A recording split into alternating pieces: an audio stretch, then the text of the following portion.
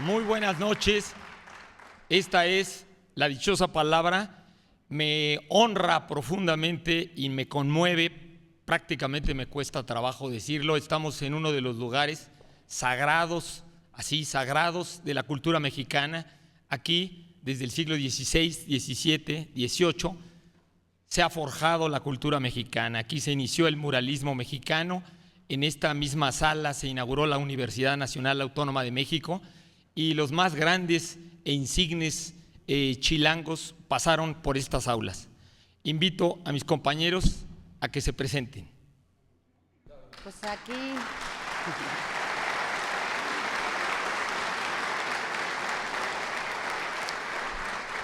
Hoy en día nos parece casi imposible el no tener una fotografía, un retrato, el conocer a alguien físicamente, pero en el siglo XVI no era así. Así le pasó a Cervantes, uno de nuestros mayores exponentes de las letras, que realmente no hay un solo retrato que lo demuestre tal y como era. Hay algunas descripciones, hay cuadros, hay litografías, pero en realidad la única descripción que tenemos física de él corrió a manos de él mismo. En el prólogo de las novelas ejemplares se definía así. Esto que veis aquí, de rostro aguileño, de cabello castaño, frente lisa y desembarazada, de alegres ojos y de nariz corva, aunque bien proporcionada, las barbas de plata, que no a 20 años que fueron de oro, los bigotes grandes, la boca pequeña, los dientes ni menudos ni crecidos, porque no tiene sino 6, y esos mal acondicionados, pero puestos, porque no tienen correspondencia los unos con los otros. El cuerpo, entre dos extremos, ni grande ni pequeño, la color viva, antes blanca que morena, algo cargado de espaldas y no muy ligero de pies. Así se definía Cervantes y así nos lo tenemos que imaginar. Buenas noches, yo soy Laura García, 11 veces dichosa hoy.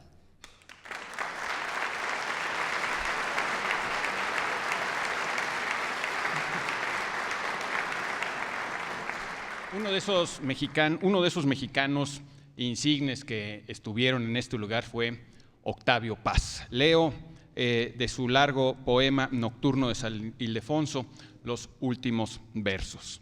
Todavía estoy vivo, y sí es cierto, todavía lo está. Todavía estoy vivo. El cuarto se ha enarenado de luna. Mujer, fuente en la noche, yo me fío a su fluir sosegado. Yo soy Pablo Boullosa y me fío a lo que digan mis dichosos compañeros. Buenas noches.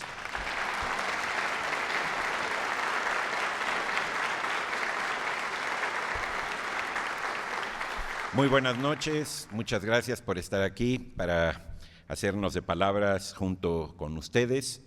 Quiero leer 6 líneas de Macedonio Fernández, uno de los maestros de Borges. El colchón que se durmió, la cama que se acostó, la escalera que trepó, la silla que se sentó, el paraguas que llovió y tronó. Soy Eduardo Casar, buenas noches.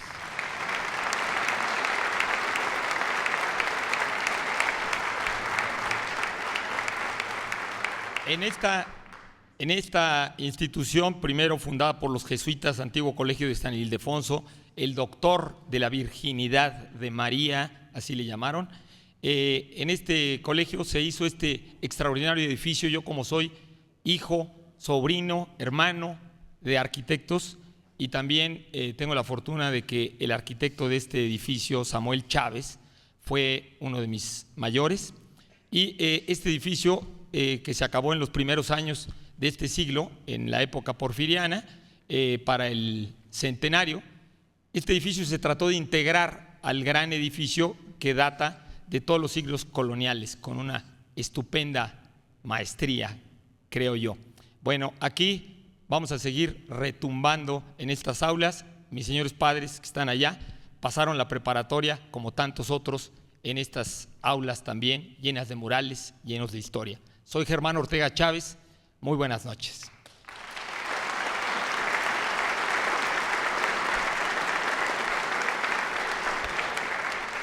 Bueno, los invito a que vengan también, siempre que hay extraordinarias exposiciones, a que vean rastros y vestigios, que son 64 artistas y múltiples obras de arte moderno, de arte contemporáneo, para que ustedes vengan y se empapen de la modernidad, con 121 obras plásticas. Ahí vienen en las imágenes algunas de estas obras que pueden ustedes perturbarse con ellas también. Bueno, desde la mañana empezamos a preguntar si pudieran ustedes contratar a las personas más sabias del mundo para que estudiaran y respondieran a una pregunta. ¿Qué pregunta le harías a esos sabios del mundo? Empezaron ustedes a contestar desde temprano. Laura, algunas cosas interesantes. Hubo un poco de todo. Yo me voy a extender un poquito más de lo normal, porque de entre ellos hay gente que pregunta, por ejemplo, cuál es el origen del mundo, la evolución o la creación, como Juana Meneses, o qué había antes del Big Bang, como Óscar Martínez. Pero hay otros que se preguntan cosas bien trascendentales. Palinuro Monroy dice, ¿cómo salgo de la friendzone, por ejemplo? Otro dice, Fernando López Casillas dice, ¿tiene remedio la humanidad? Charlie MG dice, ¿qué manos quieren las mujeres? Muchos preguntan por las mujeres. ¿Qué le pasa a Lupita? Dice Tabique Malévolo. En fin, dice Antonio Medina Rivera que esta suena una pregunta como para Miss Universo. Bueno, es una pregunta más bien como de cuento infantil, ¿no? Del rey que reúne a los sabios y para que respondan una pregunta, ¿no? ¿Traes alguna tú, Pablo, que te haya llamado la atención? Bueno, hay muchísimas. Miguel Pacheco se pregunta, ¿cómo es posible que después de tantos años de carreras en la Facultad de Filosofía y Letras de la UNAM aún no se pueden poner de acuerdo sobre cuál es la manera correcta de hacer un ensayo? Eso es lo que me mortifica en ese momento. Bueno, cada quien. Oye, pero tú traías una ahí que está muy buena. Ya la mencionó Laura. Ah, ya la mencionó Sí. Laura. ¿Qué le Claro. pasa a Lupita? Sí, ¿Qué le pasa a Lupita? ¿Qué le pasa a Lupita? Es una pregunta muy popular hoy, no sabemos qué le pasa a Lupita, pero... No. Tuxare Muy bien. Ferráez dice, ¿cuál es la cura del cáncer? Y Gerardo García, ¿en dónde dejé las llaves? Matarilerile. Así es. Está buena esa. Estamos Bueno, llenos de dudas. vamos a empezar a contestar sus preguntas, o alguna tienen de los de allá atrás de las cámaras. Yo quiero responder la pregunta de Rebeca Tufiño, que estás por aquí. Rebeca. Hola, Rebeca. Rebeca nos pregunta el origen de la palabra carpe diem. Bueno, carpe diem son dos palabras, es una expresión, y es una expresión latina que más o menos se podría traducir como aprovecha el tiempo presente. Viene de un poema muy famoso, de una oda de Horacio, el gran poeta lírico de la época de Augusto, unos cuantos años antes de Jesucristo. Y en esta oda, es una oda muy famosa porque Horacio lo que intenta decirle a un personaje, no recuerdo el nombre de ese personaje, pero está en el poema, le dice: no andes consultando las tablas de los babilonios, no veas a los astrólogos, no te preocupes por el futuro. Carpe diem quam minimum, bueno, no me acuerdo, pero el hecho es que lo que está diciéndole es: aprovecha el tiempo presente. Carpe significa capturar o agarrar o incluso cosechar, y diem es el acusativo de dies, entonces es aprovecha el día. No confía poco en el mañana, en el sentido de que no debes preocuparte por lo que va a pasar, sino disfrutar del momento. Horacio está muy asociado con una filosofía muy popular en aquel momento, una de las dos grandes escuelas filosóficas populares del mundo romano, que era el epicureísmo, y se ha vuelto casi un moto, una consigna del epicureísmo decir esto, ¿no? Carpe diem, aprovecha el momento, no te preocupes de lo que va a pasar, lo que puedes afectar realmente es el tiempo presente. Un poco de ahí viene pues, la expresión carpe diem. Y la quería responder porque es una pregunta que nos hacen con mucha frecuencia. Ya la hemos respondido varias veces, pero... Han salido en varias películas, de hecho el concepto es muy usado en la cinematografía. Luego salió el Hakuna Matata, que viene a ser un poco lo mismo, pero para otras edades. Pero sí es algo recurrente. En el Club de los Poetas Muertos, que no sé si aquí se llama así, sí, por así ejemplo, ahí se habla mucho de ese concepto y continuamente el Creo profesor... que en esa película era con Robin el Williams, el desaparecido. maestro, ¿no? Y continuamente Robin está Williams. el profesor un poco queriéndole contagiar a sus alumnos esta idea de ustedes son jóvenes, ustedes tienen toda la vida por delante, no se angustien tanto por el futuro, sí está bien pensar y prevenir y hacer todo ese tipo de cosas, pero sobre todo no olvidarse del presente, que sin duda es como una filosofía y una idea recurrente. Y como de todo el mundo. enunciado es lo que se llaman tópicos. ¿sí? Por ejemplo, hay un tópico que es el locus amenus, es decir, no un loco que sea muy ameno, sino un lugar que sea muy agradable. ¿Sí? O hortus clausus, huerto cerrado, algo para referirse a la intimidad, ¿no? O memento mori, recuerda que morirás, ¿no? Sí, son tópicos, un poquito como eslogans, pues, Como eslogans de la para que antigüedad. haya una comprensión moderna de Y ahora ese en tiempos de asunto. redes De sociales, esos- YOLO. De esos latinajos. Y bueno, una cosa curiosa, ahorita que Pablo dice que Horacio era un epicureísta, o sea, él pensaba que la felicidad viene del placer, en última instancia del placer espiritual fundamentalmente, del placer espiritual, y luego el placer mental, y luego el placer emocional, ese tiene menos categoría, y el placer sensorial creían los epicureístas que era el menos valioso, el menos importante. Pero lo que es curioso es que el epicureísmo, que fue atacado por la Iglesia Católica a lo largo de la Edad Media, precisamente porque tenía un sentido como de goce y de gusto, ¿no?, por la vida, es chistoso que el budismo, que mucha gente en Occidente cuando lo recibieron creyeron que era una filosofía negativa y pesimista, el budismo justamente subraya lo mismo, tiene la misma idea de que hay que aprovechar el momento presente. El budismo siempre te dice que hay que aprovechar el instante presente, aprovechar el día, que siempre, todos los días hay que aprovecharlos porque mañana pues probablemente sea el último día u hoy, precisamente. Bueno, Es que el cristianismo hizo como una caricatura del epicureísmo, epicureísmo, ¿no? Porque Epicuro tampoco proponía realmente darte al placer No. sin ton ni son, ¿no? Sí, Era pues. un placer moderado y pensando siempre en que tuvieras buenos momentos también continuamente, no solamente ahorita, ¿no? claro. Bueno, vamos con la dichosa palabra del día de hoy. Recuerden que no es para los del auditorio, sino para los que están allá atrás de cámaras en casa. Suceso imprevisto que rompe la rutina, incidente, lance, aventura, accidente, mudanza repentina de una situación. En cualquier obra literaria, sobre todo si es teatral, se le dice así al cambio repentino de una situación. Palabra de origen griego, idioma en que tenía el sentido de cambio brusco. Para los que sepan, tenemos algunos libros. Laura. Tenemos este libro por todos conocido, supongo, o espero, y si no, esta es la oportunidad, porque de parte de Alfaguara y de Conaculta nos llega El Principito, esta obra clásica de Antoine de Saint-Exupéry. Los textos, pues los conocemos todos, estos habitantes del B612, pero aquí la genialidad o la particularidad es que viene ilustrado por uno de los mejores ilustradores mexicanos del momento, Juan Gedovius, que hace una interpretación de todo lo que pasa y de todos los personajes. Está fantástico, está gozoso, porque él gozó, él mismo dice que gozó mucho al hacerlo, así que muy recomendable para mayores y para niños.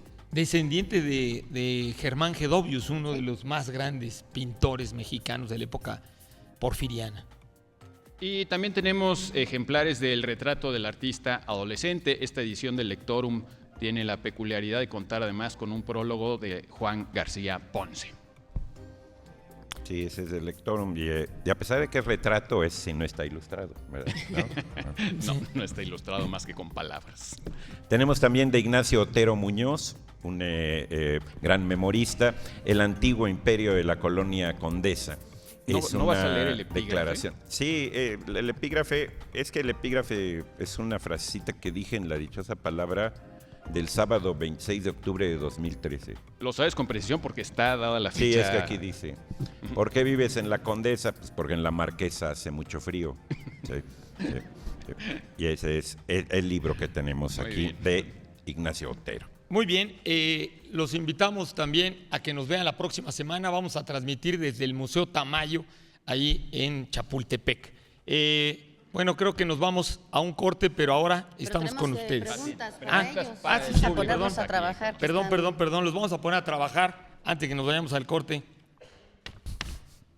A ver, abusados, el que sepa, levante la mano, le pasan el micrófono, dice su nombre y luego la respuesta, por favor. Ok. A ver. Año en que la Escuela Nacional Preparatoria pasó a formar parte de la Universidad Nacional en las postrimerías del Porfiriato, que es el año en el que se inauguró aquí la A la universidad. madridista, por favor, denle el micrófono.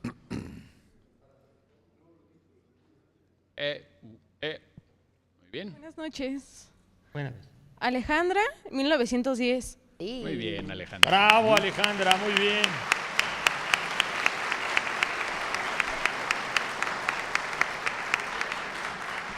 Bueno, abusados, nombres del primer mural que Diego Rivera pintó en el anfiteatro del antiguo Colegio de San Ildefonso. En la página web de esta institución se lee que este mural es una composición con marcada influencia bizantina, donde convergen las cualidades estéticas de Diego Rivera y las filosóficas alentadas por el pensamiento de José Vasconcelos. ¿A qué mural nos estamos refiriendo? Buenas noches, me llamo Sandra, el mural se llama La Creación. Muy Y bien. es este que está aquí atrás de nosotros. Por supuesto. Bueno, nos vamos ahora a un corte. Vayan disfrutando el mural maravilloso de don Diego. Gracias.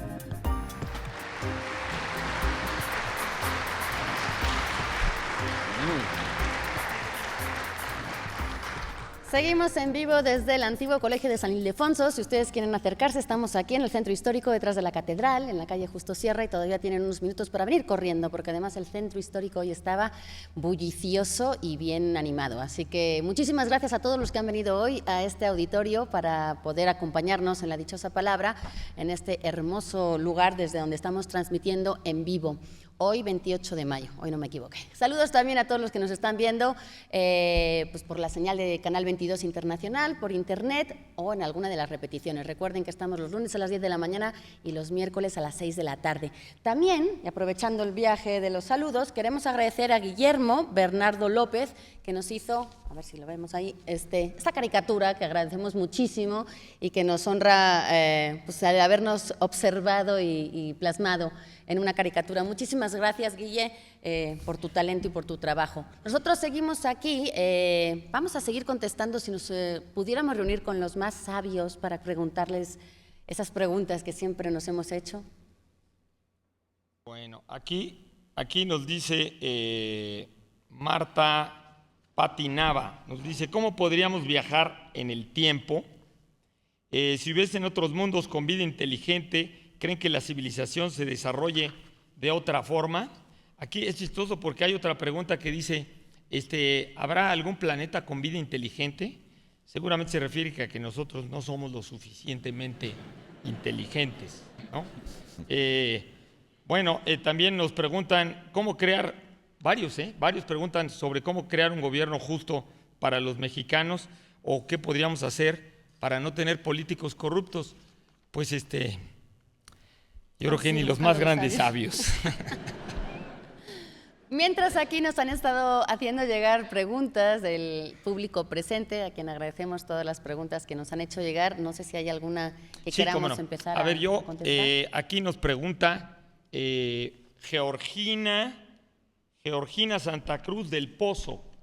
Georgina nos pregunta, está simpática la pregunta, que si podríamos explicar cuál es el significado y cuáles son las ciencias ocultas. Bueno, elegí la pregunta un poco porque hay a veces una confusión entre ciencias ocultas y esoterismo, ¿no? Esoterismo. Bueno, primero la palabra ciencia, ¿no? Ciencia, también recuerden ustedes, pues dependiendo de la época y dependiendo del contexto, como cualquier otra palabra, ¿no? Tiene diferentes deslizamientos semánticos, ¿no? Quiere decir diferentes cosas. O sea, normalmente cuando nosotros decimos actualmente ciencia, pues nos referimos casi como a una forma de investigar que descubre verdades absolutas, ¿no? Como la nueva verdad dominante, ¿no? Pero la palabra ciencia es una palabra muy, muy antigua y en el Renacimiento se utilizaba para hablar de ciencias adivinatorias o de ciencias mágicas, y ciencia pues simplemente quería decir un conocimiento más o menos organizado y que tenía una tradición y que tenía una continuidad, ¿no? La palabra ciencia para nosotros adquirió un sentido distinto en el siglo XVII, donde le dimos un sentido racional, materialista, positivista, mecanicista fundamentalmente, ¿no? Pero bueno, las ciencias ocultas pues se referían fundamentalmente a todo lo que eran investigaciones que la Iglesia condenaba originalmente.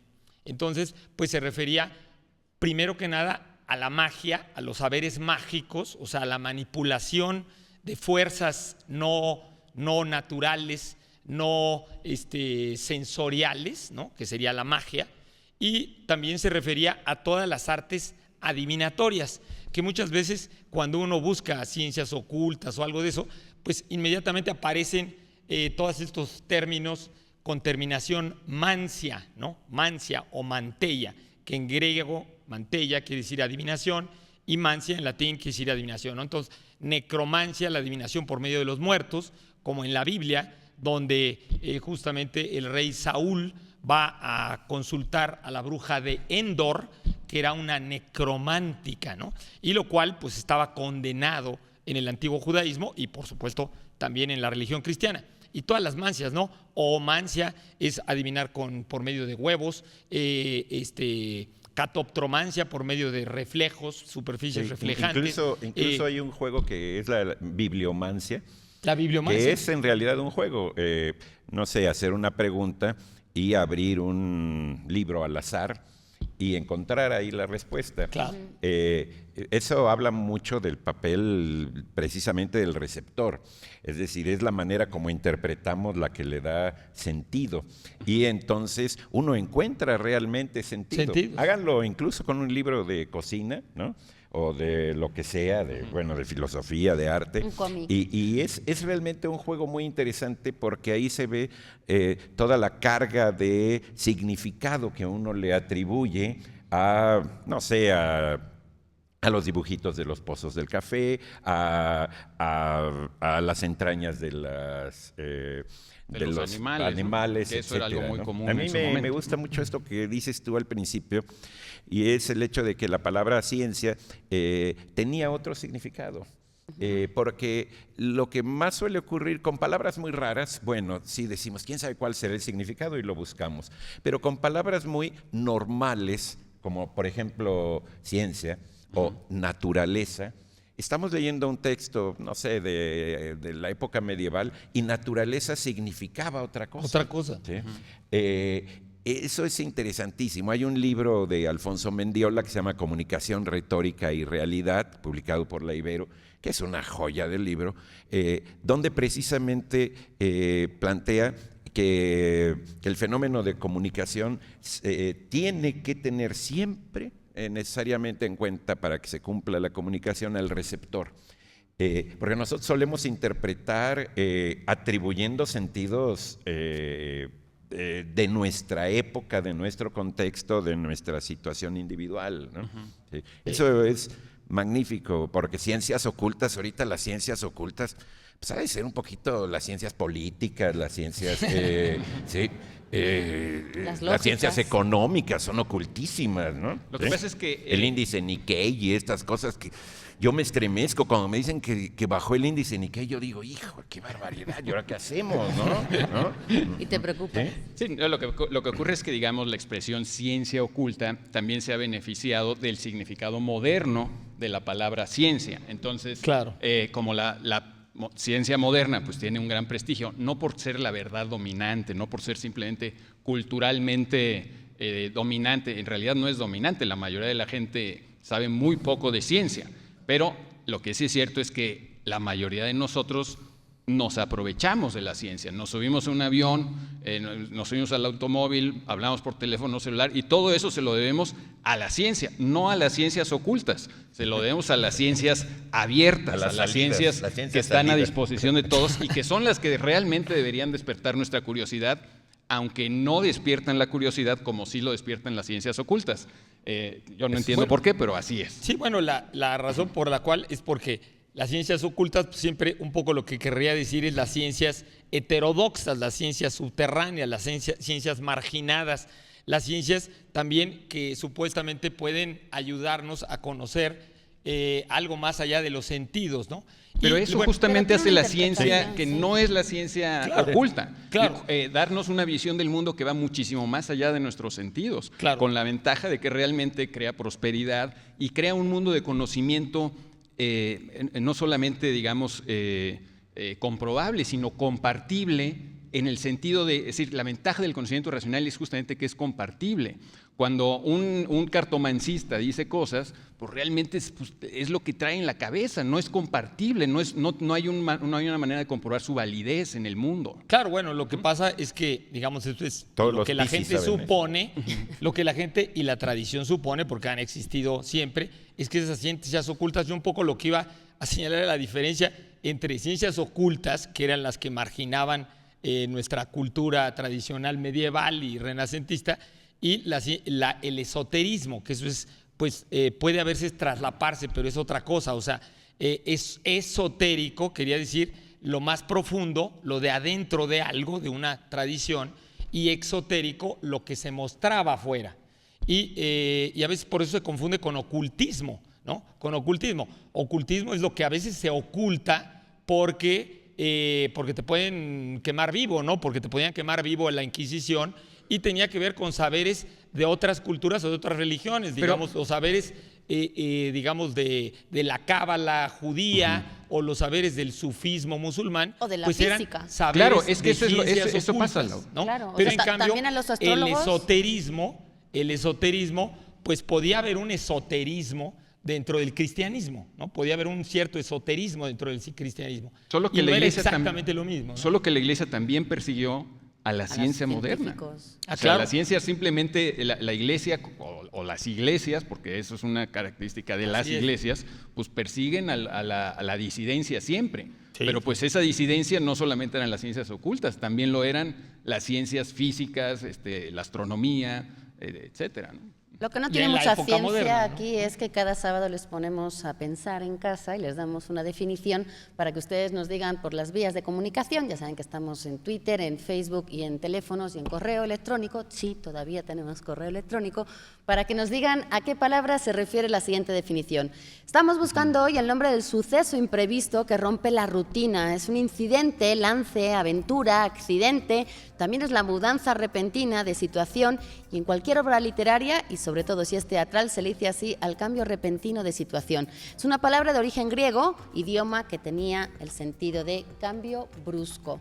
Díganos qué palabra se refiere y nos podremos llevar, Pablo.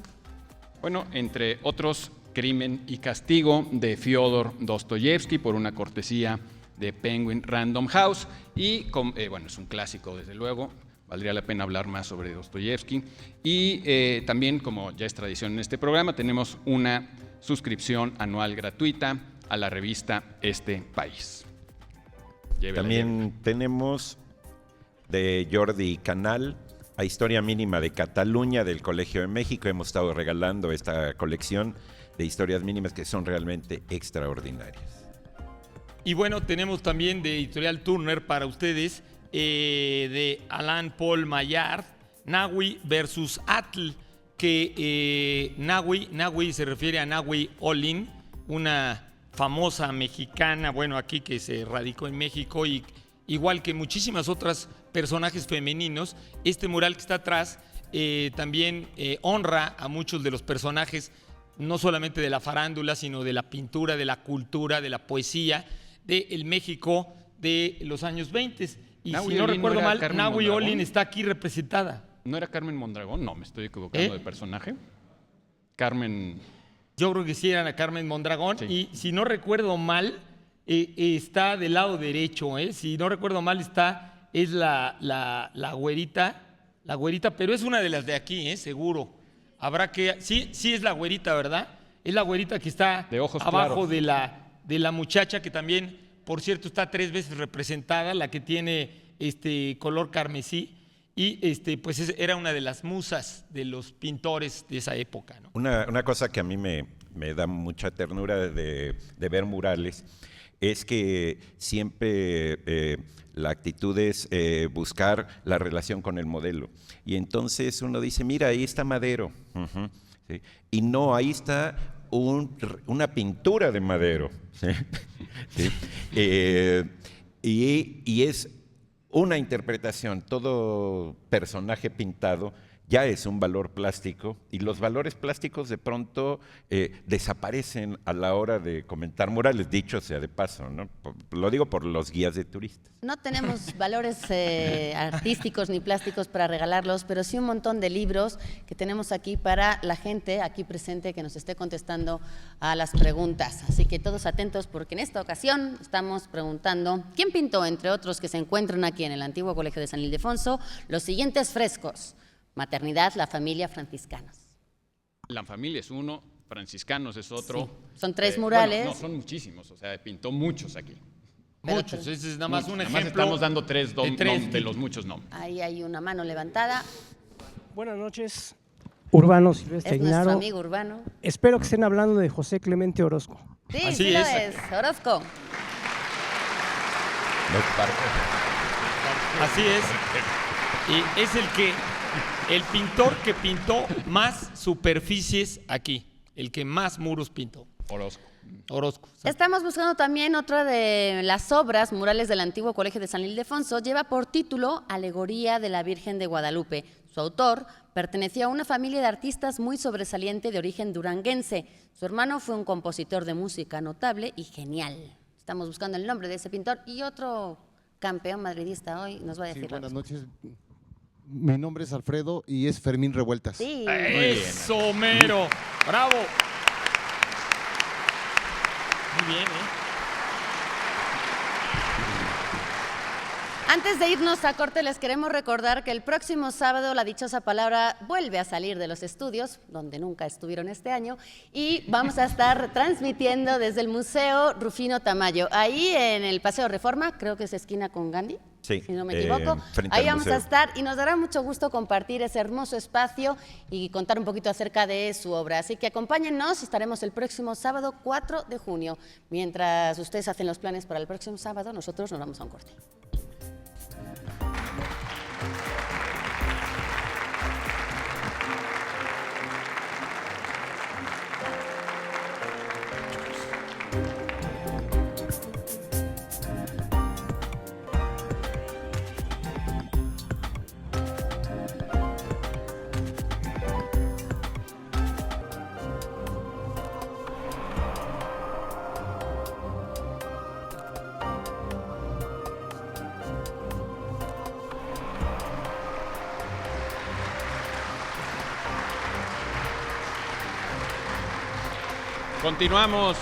Continuamos aquí en La Dichosa Palabra, esta transmisión especial desde el antiguo Colegio de San Ildefonso. Realmente es un gusto, un gran orgullo estar aquí en este espacio, como dijo Germán, este espacio sagrado de la cultura mexicana. Vamos a ver rápidamente la dichosa palabra de esta noche. No, vamos a responder preguntas de nuestro Yo culto. tengo una de Alejandra ¿Sí? Sánchez Félix, no sé dónde estás. ¿Dónde estás, Hola Alejandra, preguntas por la palabra lunático. Espero que no te hayamos inspirado ninguno de los aquí presentes esa pregunta, pero puede ser, porque hoy en día la palabra lunático está muy relacionada con alguien de comportamiento fuera de lo normal. Y otra vez volvemos a lo de siempre, esta palabra normal, ¿según quién? ¿Según qué criterios y en qué momento? La palabra lunático surgió cuando en la antigua Roma los comportamientos del ser humano estaban regidos a partir de la observación de los fenómenos naturales, y esto era en mayor medida la luna. El ciclo lunar, pues se dieron cuenta de que tenía mucho que ver con las mareas, con la menstruación de las mujeres, pero también ellos vieron comportamientos epilépticos y como que aumentaba la criminalidad, los comportamientos de las personas se volvían más extremos, por así decirlo, más fuera de lo normal, de lo establecido, en las noches de luna llena. Era una observación que ellos tenían, y entonces un poco radicando en esta En este basarse en la luna y en el ciclo lunar, pues uno era lunático cuando estaba relacionado con eso. Digamos que antiguamente la locura tenía que ver precisamente con esto, con salirse del comportamiento establecido. Y eso es algo muy difícil de establecer, sobre todo cuando las normas cambian según el momento, el país, ¿no?, la época y un montón de cuestiones.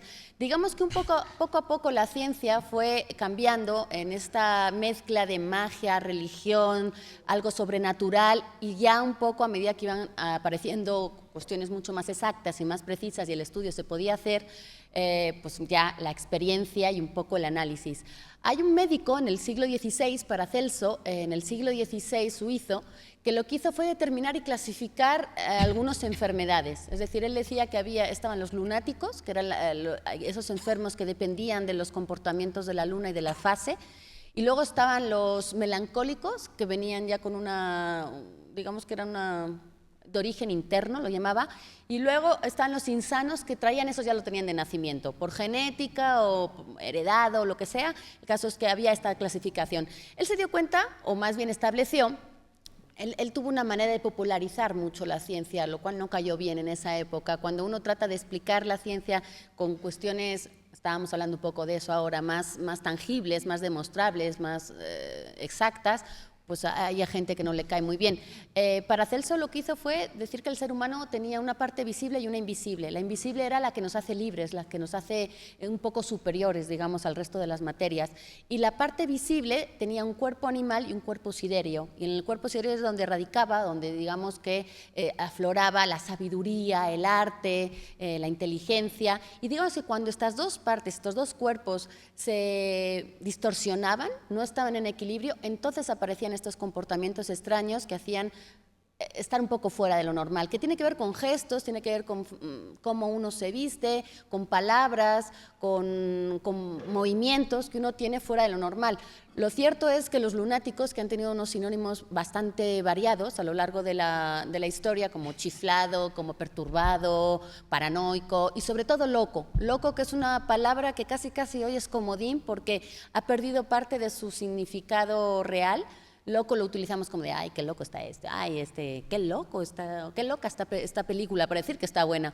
Entonces, es un adjetivo que ahora se ha vuelto un poco comodín. Y sin embargo, lunático sí se ha establecido en esta parte de hacer un comportamiento, alguien que tiene un comportamiento fuera de lo establecido. Y entonces ahí la duda, un poco lo subjetivo es, ¿qué es lo establecido y según quién? Entonces es curiosa esta palabra, tiene que ver con la luna. Hoy estamos mucho menos observadores y pendientes de lo que pasa en el cielo, y por lo tanto a lo mejor uno tiene un comportamiento un día y ni siquiera sabe en qué ciclo está, si menguante, creciente, es luna nueva o luna llena, pero todavía hay gente que hace cosas durante esos ciclos, cuando te cortas el pelo, cuando riegas las plantas. Hay gente que sigue muy de cerca lo que pasa, y sobre todo en el campo, cuando uno tiene que establecer la agricultura, el clima, no sé, incluso la luminosidad que hay en la noche tiene que ver mucho con la luna y la observación de la bóveda celeste. Entonces es bastante curioso. A mí me gustaría añadir algo sobre esto que mencionas de la normalidad y la locura. En los años 70, todavía en los 80, se pusieron muy de moda antipsiquiatras, gente como doctor Laing, que afirmaban que simplemente todas las sociedades hacían que se volvieran dementes, locos o lunáticos, cualquiera que sea la palabra correcta, a todas las personas que se comportaban de manera irregular o que se salían de la norma. Pero yo creo que con independencia de que efectivamente la gente que se sale de la norma puede ser, digamos, señalada o discriminada, qué sé yo, sí hay una locura real mental, y que no es solo un fenómeno cultural. Y tiene que ver justamente con ese espacio de racionalidad, que es el espacio común, el espacio del sentido común que podemos ocupar en común las personas, excepto cuando ya no podemos ocupar ese espacio común, cuando realmente estamos, yo qué sé, ya enfermos. Lo que quiero decir es, hay una especie como de idea romántica de la locura, que también ha hecho mucho daño, como si fuera simplemente Algo divertido. algo encomiable por salirse de la norma. La norma misma puede estar enferma, no hay la menor duda. La normalidad no es garantía No, de un claro, comportamiento en el siglo sano, XIX, digamos que ya la psiquiatría pasó a otro estado y entonces ahí ya se determinaron los desequilibrios mentales que tiene que ver además con una química y demás. Quería añadir algo ahora que dijiste algo de la norma. Ay, Bueno, me mientras fue. te acuerdas, yo nada más quería decir que la palabra manía tiene la misma conexión. Mana, mene, quiere decir luna. Sí. Entonces, maniático, manía, tener una manía, tiene que ver con esa misma asociación primitiva de la que estaba hablando Laura, de una influencia lunar, ¿no? Y de hecho es una raíz interesantísima, tiene que ver con metro, con medir. En español le hemos perdido, pero en inglés se conserva, es común, ¿no? Con menstruación, Con con mes, una bola de ¿no? cosas. Lo que Con quería mes. añadir, Con que mes, ya me ¿no? llegó, es que la lista de enfermedades que tienen que ver con psiquiatría varía muchísimo a través de los años. Antes, dentro de las enfermedades de psiquiatría estaba, por ejemplo, la homosexualidad, que creo que incluso hoy en día todavía existe en algunos países. Hoy, por ejemplo, hemos añadido a esa lista, y además es una lista profesional, cosas como la nomofobia, ¿no? Que es como una adicción muy moderna que tiene que ver con la adicción a los celulares y al estar conectado. Y entonces va variando según los países, según las épocas y según los comportamientos que tengamos. Pero eso más que locura todos. sería algo neurótico. Son nada más. adicciones en Bueno, ese caso, Actualmente hay osos bipolares, por ejemplo. que están en el polo norte y el polo sur. Sí, ya, porque ya lo están trasladado para que se Bueno, vuelva. vamos Cambio climático. a la dichosa palabra que ya nuestro productor nos está apurando y tiene razón. La dichosa palabra de esta noche, nosotros proponemos la definición, que es la siguiente: suceso imprevisto que rompe la rutina, incidente, lance, aventura, accidente, mudanza repentina de situación. En cualquier obra literaria, sobre todo si es teatral, se le dice así al cambio repentino de situación. Palabra de origen griego, idioma en que tenía el sentido de cambio brusco. Y tenemos la novela Oreja Roja de Eric Chevillard, traducida por Mónica Mansur, de editorial Almadía. De Bonilla Artigas Editores, de Eduardo Báez Macías, El Monte Carmelo Mexicano, pintura de una alegoría en el Carmen de San Ángel, del edificio del Carmen, un estudio de esa pintura. Y yo aquí les tengo de parte de una nueva andadura que celebro mucho que haya emprendido Océano, porque es su primera publicación en cómic, Calvin y Hobbes, 10 años, de Bill Watterson. Bill Watterson fue uno de los de los ilustradores, de los caricaturistas más importantes del siglo pasado, y en esta ocasión Océano saca esta edición que reúne algunas de las tiras que sacaron entre 1985 y 1995, que es cuando estuvo Watterson poniendo y publicando esto en diferentes periódicos. Les recomiendo muchísimo un documental en Netflix que se llama Dear Mr. Watterson, que precisamente habla de la vida de este señor y que desde luego no tiene pierde. Bueno, vamos a hacer preguntas al público que nos acompaña aquí en el antiguo colegio de San Ildefonso. Atención, escritor, juez y educador mexicano que en tiempos del Porfiriato promovió la fundación de la Universidad Nacional, hoy UNAM, pronunció las siguientes célebres y, por desgracia, todavía actuales frases. México es un pueblo con hambre y sed. El hambre y la sed que tienen no es de pan. México tiene hambre y sed de justicia. ¿Quién dijo estas célebres palabras? Que ya son un tópico también, ¿no? Sí. Mi Hola. nombre es ¿Tu Pedro nombre es? González y es Justo Sierra. Sí. Muy bien. Justo Sierra, así es. Bravo.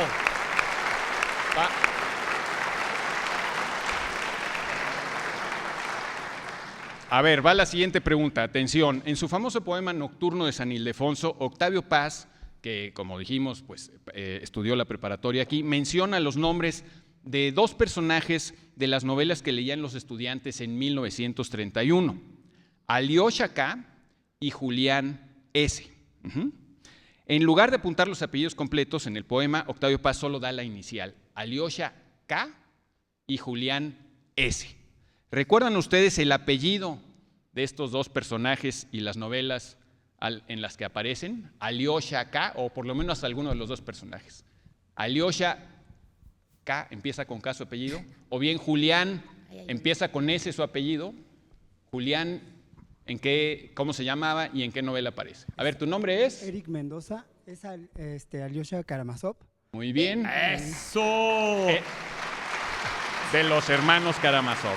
Bueno, muy bien. Y la S, nos falta el segundo. Vamos a cortar. ¿De casualidad te sabes la S de Julián? Bueno, La igual S te de la vamos a Julián. dar. Es Sorel. Julián Sorel de el rojo y el negro. Vamos a hacer una pausa y volvemos aquí a la dichosa palabra desde el antiguo colegio de San Ildefonso.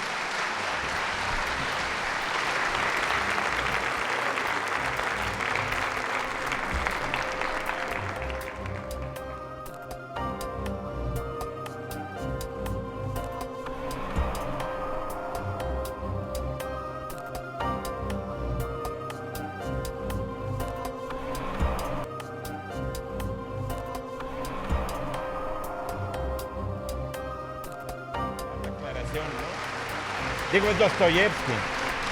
O tortilla. No, Dostoyevsky es largo. Seguimos aquí en la dichosa palabra. Mi cámara es esa.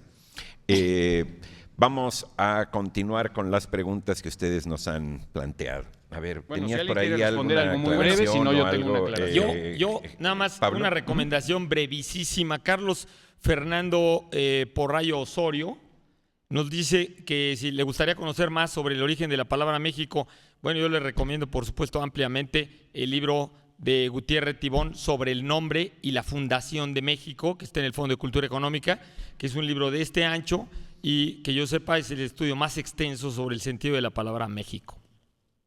El gran Gutiérrez Tibón, autor del Ombligo como centro erótico, si no me equivoco también. Así es. El doctor Luis Díaz de la Garza de Aguascalientes escribió a la Defensoría del Televidente de Canal 22 para...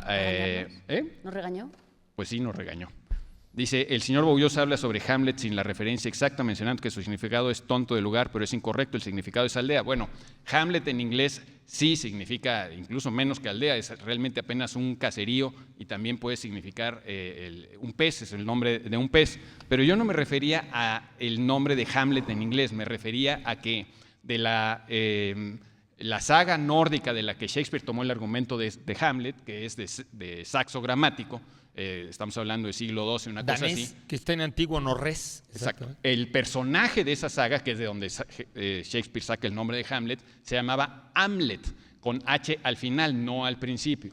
Y el significado de Hamlet, no lo digo yo, está en muchos libros y lo puede consultar el doctor si gusta, significaba justamente el estúpido o tonto o lerdo. Nos dice que debemos tener cuidado porque solo pide más atención a lo que se menciona al aire. Bueno, pues sí, este programa por definición no puede poner demasiada atención a lo que decimos al aire, es un programa improvisado y nos equivocamos con frecuencia, sí. Le recomendamos que si realmente quiere una referencia exacta, acuda a los libros. Y ni siquiera en los libros va a encontrar la verdad absoluta. Siempre hay que tomar eso con un grano Con pincitas. de escepticismo. Entonces, pero digamos, esto no es un programa de consulta, es un programa de, no sé cómo llamarlo, digamos, de entretenimiento medio De provocación ¿no? cultural. de invitación. amistosa. ¿No? Venimos a provocarlos.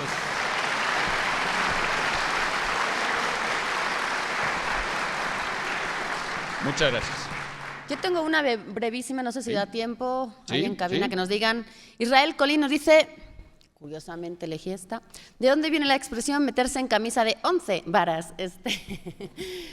Tiene una peculiaridad y es otra vez popular porque tiene, bueno, no sé dónde estás Israel Colín. Ahí, hola Israel. Meterse en camisa de 11 varas es meterse en algo que de antemano se ve problemático, que es un poco incierto, que quizá no te dé beneficios, que no se ve muy favorable desde el principio. No significa que te vaya a ir mal, pero bueno, te están diciendo aguas. Camisa de 11 varas era un artilugio, una prenda en la que se hacía una ceremonia en la Edad Media para adoptar a un niño. Es decir, el padre lo que hacía era meter al niño por la manga y lo sacaba por el cuello. Era una especie como de parto, sin dolor en este caso, y lo que hacían era simbólico. Esta camisa, para que el niño entrara por la manga y pudiera salir por el cuello, evidentemente tenía que ser muy grande. No tenía 11 varas, porque vara es una medida de longitud. Una vara, digamos que las 11 varas venía a ser como 9 metros y cachito. O sea, no era un corsé. No era un corsé y no era un camisón. Y digamos que la Porque expresión es un poco parecería. exagerada, porque tampoco medía 11 varas esa supuesta camisa que tenían en esta ceremonia, no se ha podido medir tampoco. Y además la vara, según en qué región estuvieras de Europa, medía una cosa diferente. Ahora, ¿no tendría que ver también con que, ya que los señores en la Edad Media, en cualquier época, siempre tienen duda o les puede quedar la duda de si son realmente los padres, sí. pues realmente al aceptar la paternidad se están metiendo en una camisa de 11 Te estás varas? haciendo No sé. cargo de un niño que tú No sé. confías en que es heredero tuyo. Simplemente lo aviento como elucubración. O un medio poco decir enredando. eso, te estás metiendo en algo muy incierto y que te va a conllevar mucha responsabilidad, lo cual es cierto en una adopción de un niño. Imagínate si es un niño biológico, imagínate si es adoptado. Sí. Pero bueno, eso es un poco a grandes rasgos lo que hay. También existe en cañiza de 11 varas, y cañiza tiene que ver con paja y telas con el que hacían un cerco para el ganado. Entonces, cuando era muy restringido, el ganado no podía salir corriendo. Entonces era meterse en camisa de 11 varas era meterse en un cerco para el ganado Sí. muy pequeño. Vámonos. Ahí está, camisa tenía otro sentido también, ¿sí? No camisa actual. Suceso imprevisto que rompe la rutina, incidente, lance, aventura, accidente, mudanza repentina de situación. Teatralmente es un cambio brusco. La palabra que buscábamos, ¿cuál era la dichosa palabra? Peripecia. Ahí está. Peripecia. ¿Sí? Palabra, ¿no? Le atinaron por ahí Julián Anaya, Isaías Muñoz, José Luis Aguilar, Malaika. Bueno, nosotros nos vamos. La semana que entra estaremos en el Museo Tamayo, ahí en Paseo de la Reforma y Gandhi, por el Museo de Arte Moderno, el Metro Chapultepec les queda también. Queremos agradecer a la Coordinación de Difusión Cultural de la UNAM y al mandato del antiguo Colegio de San Ildefonso. Aquí tapando el mural de Diego Rivera, se ve el signo pues de nuestra universidad. Que aquí Y se fundó que el aquí se 22 de fundó. septiembre de 1910, la UNAM. Que por cierto, en las preguntas que traíamos para el público que nos sobraron, el año en que el edificio en que nos encontramos dejó de ser la sede de la Escuela Nacional Preparatoria fue 1978. Por si alguien tenía la duda. ¿Sí? ¿Sí? Y decía, ¿en qué año? Pues no me acuerdo. Bueno, nos vamos. Pon atención. Germán Ortega, Laura García, Pablo Boullosa. Eduardo Casar. Mismo. Eduardo, Nos Laura, vemos Pablo. la próxima semana. Gracias.